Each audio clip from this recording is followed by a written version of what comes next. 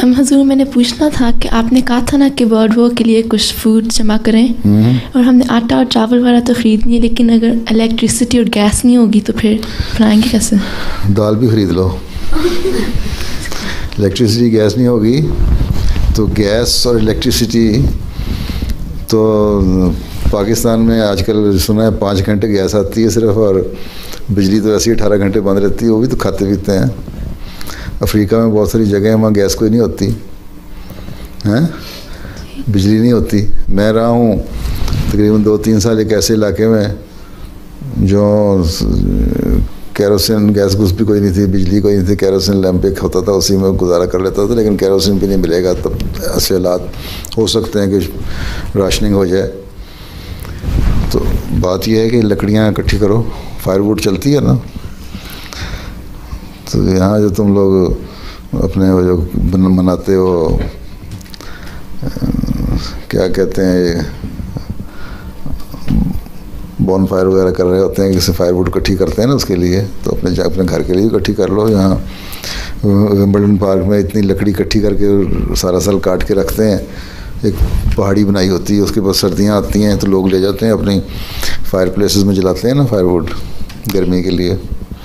तो तुम खाना पकाने के लिए जमा कर लो, कुछ केरोसिन का जमा कर लो, केरोसिन स्टोव ले लो।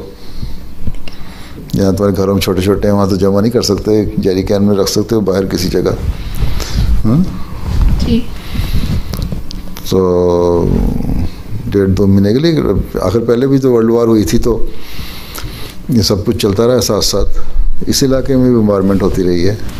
हमारे ये 41 गेस्ट हाउस है ना, इसकी जो पहली मालिका थी औरत थी, घर एक दफ़ा यहाँ आई थी, सुना है हिराबे के ज़माने में एक दफ़ा आई थी घर देखने अपना। कहती जब वर्ल्ड वॉर हुई है ना, सेकंड वर्ल्ड वॉर, तो ये घर उस वक्त भी था यहाँ, और इसके ऊपर बम पड़ा था कि बिल्कुल सुराख हो गया था नीचे तक है छत में। तो यहाँ उस वक्त लंदन में भी आधे से ज़्यादा घर जो थे ना उनके छतें उड़ी हुई थी, जब जर्मन आते थे बम्बारमेंट करते थे। तो लेकिन फिर भी ज़िंदगी कायम थी, खाना भी पकते थे, लोग खाते भी थे, रहते भी थे। तो अब भी ये तो नहीं है कि सारी ज़िंदगी ख़त्म हो जाएगी, इंसानियत ख़त्म हो जाएगी, कुछ ना कुछ तो चलता रहेगा साथ। ये है कि जितना खुले तौर पे ऐश करते तुम लोग वो नहीं कर सकोगे, लेकिन जो है लकड़ी लुकड़ी वगैरह एहतियातन रखनी चाहिए। और जो उसका कोई भी इंतज़ाम है, गैस सिलेंडर है या कोई ऐसी चीज़ है, कुछ अरसे के लिए तो रखो ना अपने पास।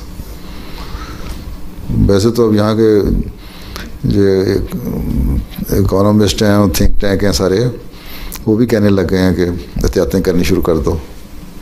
बल्कि हमारा जो है लिबरल डेमोक्रेट का लीडर, क्या नाम है उसका,